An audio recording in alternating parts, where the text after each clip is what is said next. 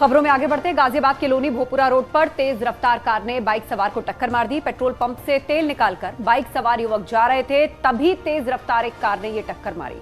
हादसे में बाइक सवार 3 युवक और कार ड्राइवर घायल हो गए। आपको घटनास्थल की तस्वीरें दिखा रहे हैं। इस हादसे में 4 युवक घायल हुए। ये घटना गाजियाबाद के लोनी भोपुरा रोड की है, जहां पर पेट्रोल भरवाकर ये युवक जा रहे थे, तभी तेज रफ्तार ये कार आई। आप तस्वीर देख सकते हैं कितनी भयंकर ये टक्कर रही कि कार भी पलट गई, धूल का गुबार उड़ा और तेज रफ्तार कार पलटती चली गई। हादसे में बाइक सवार 3 युवक और कार ड्राइवर घायल हो गए। गनीमत रही किसी की जान नहीं गई, लेकिन 4 लोगों के घायल होने की खबर है। तेज रफ्तार कार का कहर किस तरह टूटा कुछ बाइक सवार युवकों पर, आप तस्वीर देखिए। जैसे ही पेट्रोल भरवाकर बाइक सवार निकले, तभी बेकाबू तेज रफ्तार कार पलटती हुई उनसे जा टकराई।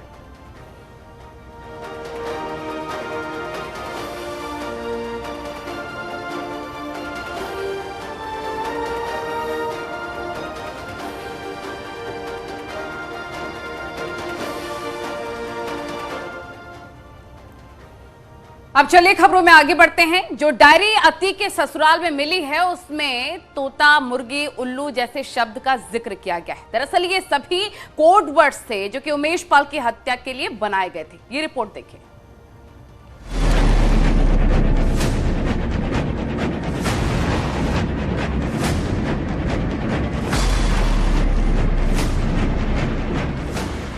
अतीक अहमद के गैंग में उल्लू और तोता, अतीक के गिरोह में मुर्गी और मैडम,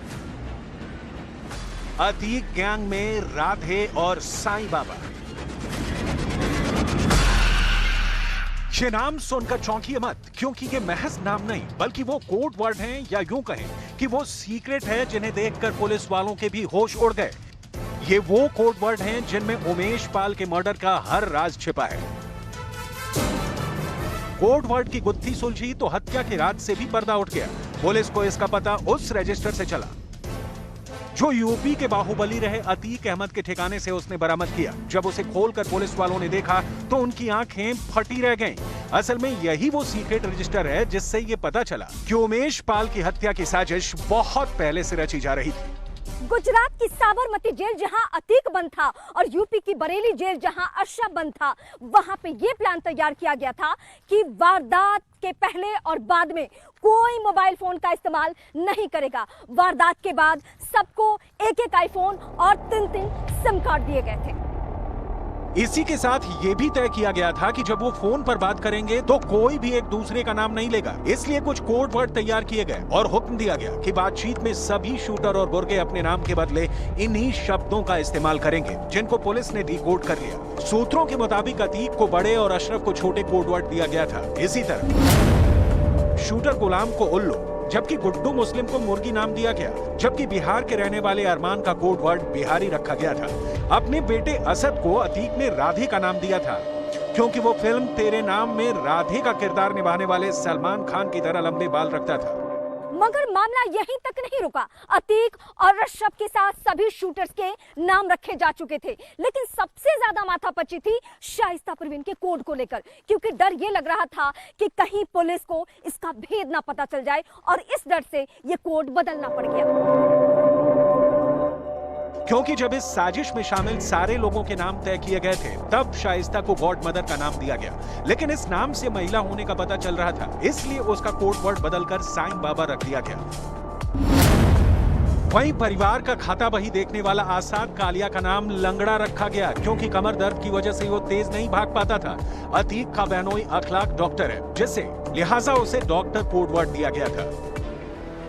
ये वो सीक्रेट नाम है जिनको पुलिस ने क्रैक कर लिया, लेकिन कुछ कोड से पर्दा उठना अभी बाकी है। इनमें पंडित, तोता, बल्ली, हलवाई और मैडम जैसे नाम हैं, जिनकी गुत्थी अभी भी नहीं सुलझ पाई। खासकर मैडम कोड पर सस्पेंस बना हुआ है। हालांकि पुलिस को उम्मीद है कि शाइस्ता के गिरफ्त में आने के बाद ये राज भी खुल जाएंगे।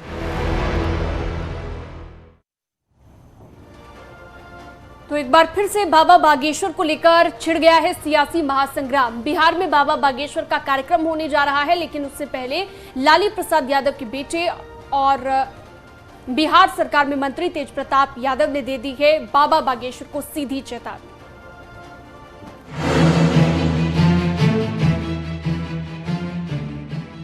बाबा बागेश्वर एक बार फिर चर्चा में आ गए हैं। बिहार में बागेश्वर धाम के महाराज धीरेन्द्र शास्त्री के कार्यक्रम का विरोध शुरू हो गया। बिहार सरकार के पर्यावरण मंत्री और आरजेडी नेता तेज प्रताप यादव ने धीरेन्द्र शास्त्री के कार्यक्रम का विरोध किया है। तेज प्रताप यादव ने कहा है कि अगर वो लोगों को भड़काने के इरादे से पटना आ रहे हैं तो उनका विरोध किया जाएगा। दरअसल 13 मई को धीरेन्द्र शास्त्री पटना गांधी मैदान में हनुमंत कथा का आयोजन कर रहे हैं। माना जा रहा है कि देश के अन्य हिस्सों की तरह यहाँ पर भी बाबा बागेश्वर के कार्यक्रम में लाखों की भीड़ जुटेगी।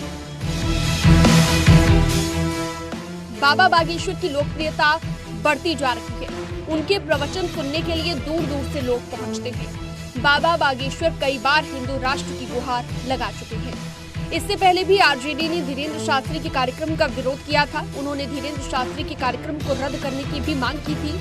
अब पटना के गांधी मैदान में 13 मई से 17 मई तक धीरेन्द्र शास्त्री का कार्यक्रम हो रहा है, तो एक बार फिर से आरजेडी हमलावर है। तेज प्रताप यादव ने कहा, अगर बागेश्वर बाबा हिंदू मुसलमान भाई को लड़वाने के लिए आ रहे हैं तो मैं उनका विरोध करूंगा। मैं उनका हवाई अड्डे पर घेराव करूंगा। अगर भाईचारे का संदेश देंगे कि हिंदू मुस्लिम सिख ईसाई हम सब हैं भाई भाई, तो उनकी बिहार में एंट्री हो सकती है।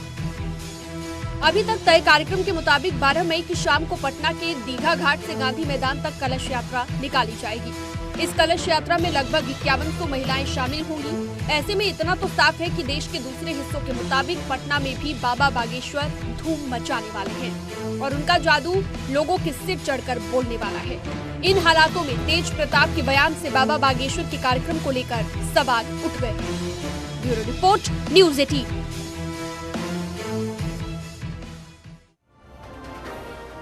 वक्त एक ब्रेक का हो चला। खबरों का सिलसिला लगातार जारी। आप बने रहिए न्यूज़ 18 के साथ।